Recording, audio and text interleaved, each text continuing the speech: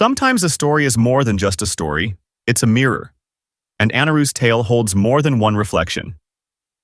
So allow me to share with you a few more lessons from his long walk through the world, and how each one might speak to our own lives. Sometimes we expect wisdom to arrive with thunder, but often it comes gently. A whisper in the stillness, a memory in the quiet, a truth you feel more than hear. So the Tale of Anaru isn't just about happiness, it's about attention. It's about knowing when to move and when to stop, when to seek and when to receive. It's about coming home, not just to a village but to ourselves. So if you ever find yourself chasing something you can't quite name, pause. You may find that the treasure you seek has been sitting quietly, patiently, beside you all along. Let's get to the story titled, The Tale of Anaru and the Whispering Hill. Today, I share with you a tale carried through generations, tucked in the folds of mountain winds and whispered by the rivers that never run dry. It begins in a sun-drenched valley, where green hills gently cradled a village named Takurai, a village rich not in gold or silver, but in soil, song, and silence. Among the villagers lived a boy named Anaru. From the moment he could walk, Anaru chased butterflies faster than his feet could carry him. He was curious, eager, and always searching for something more.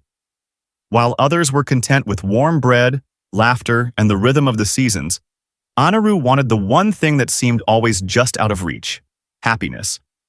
But the happiness he sought was not the kind found in a shared joke or the warmth of the sun. No, he imagined a grand, glowing, infinite happiness that could never be broken. And he was certain it lay far beyond the boundaries of Takurai. One evening, his grandmother, wise with hair like drifting clouds, called him to her side. "Anaru," she said softly, "why do you wander with your eyes always on the horizon?" He looked at her with a fire in his heart. "Because I know true happiness is out there, somewhere, and I will not stop until I find it." His grandmother smiled, not with joy but with knowing. "Then go, follow the wind, but when it turns around, follow it back." So Anaru packed a satchel, some bread, a carving of wood his sister made him, and a map with no roads.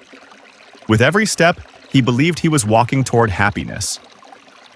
He traveled far, to a city of 1,000 bells, where people danced until dawn, and the air tasted like cinnamon and promise. He thought, "This is it."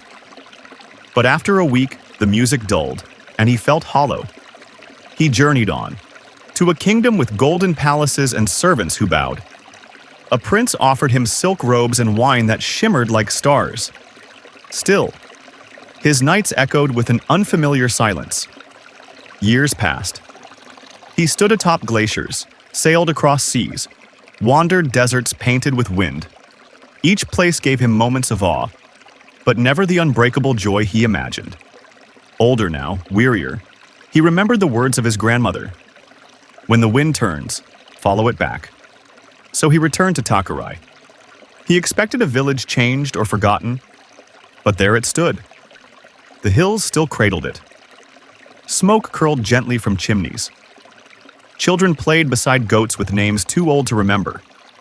And there, on the Whispering Hill, where he once caught butterflies, sat his grandmother's empty chair.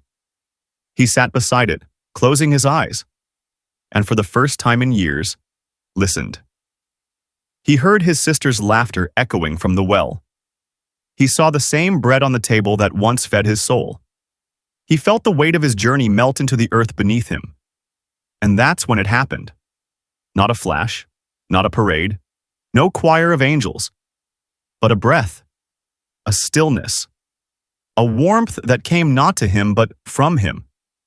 And he whispered, "The secret to happiness wasn't what I thought." Moral of this story was, we often chase happiness as if it's a prize hidden behind distant hills. But real happiness, the kind that roots deep, isn't loud or shiny. It's in presence, in people who know our names, in stillness rather than seeking. Anaru's tale reminds us, sometimes the search for happiness blinds us to the joy already at our feet. So when life feels restless and the road calls, remember, you don't always need to go far to find what was waiting patiently at home all along. Sometimes a story is more than just a story, it's a mirror. and Anaru's tale holds more than one reflection. So allow me to share with you a few more lessons from his long walk through the world and how each one might speak to our own lives. 1. The illusion of more. We live in a world that constantly tells us, what you have is not enough. That to be happy, you must upgrade. Your home, your clothes, your friends, even yourself. But Anaru teaches us something different. He had comfort, warmth, love, but none of it seemed enough because he believed joy lived somewhere else. In chasing more, he overlooked what was already blooming under his feet. And in doing so, he gave up years searching for what had been quietly waiting for him all along. Moral.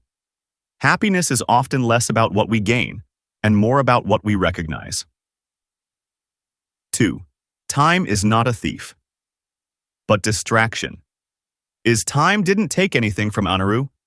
It was his wandering desire, his constant need to be somewhere else that stole from him. It wasn't the years that made him feel empty. It was the distraction. We often blame time for our regrets. If only I had more of it, we say. But perhaps it's not time we lack, it's attention. Anaru had all the time he needed. He just didn't spend it where it mattered, until he did. Moral. Don't fear time passing. Fear forgetting what matters as it does. 3. You can travel. Far and still not move at all. This may sound strange, but hear me. Motion does not always mean progress. Anaru crossed oceans, climbed peaks, wandered deserts, but his heart still beat the same lonely rhythm. Only when he returned and truly saw, truly listened, did he grow. You can move 1,000 miles and still be stuck in the same unhappiness. And you can sit under the same tree each day and discover something new, if your heart is open. Moral. Growth comes not from miles traveled, but from perspective gained. 4. Home is not a place. It's a feeling. Anaru thought home was just the village, but home, truly, was the embrace of belonging, the warmth of being known, the peace of being still. We all search for belonging, through friends, through love, through roles and achievements. But sometimes that sense of home is found in a simple act. Breathing deeply, sitting quietly, remembering who you are without the noise. Moral. Home is not where you live. It's where you stop running. 5. The greatest wisdom is often the softest voice. Throughout Anaru's journey, people shouted, sang, paraded. There was sound and spectacle. But the most powerful lesson he ever heard came from silence, sitting beside his grandmother's chair, listening not to words but to the wind, to memories, to presence. Sometimes we expect wisdom to arrive with thunder, but often it comes gently. A whisper in the stillness, a memory in the quiet, a truth you feel more than hear. Moral. Stillness is not emptiness. It's where the answers finally echo back. Closing thought. So the tale of Anaru isn't just about happiness. It's about attention. It's about knowing when to move and when to stop, when to seek and when to receive. It's about coming home, not just to a village, but to ourselves. So if you ever find yourself chasing something you can't quite name, pause. You may find that the treasure you seek has been sitting quietly, patiently, beside you all along.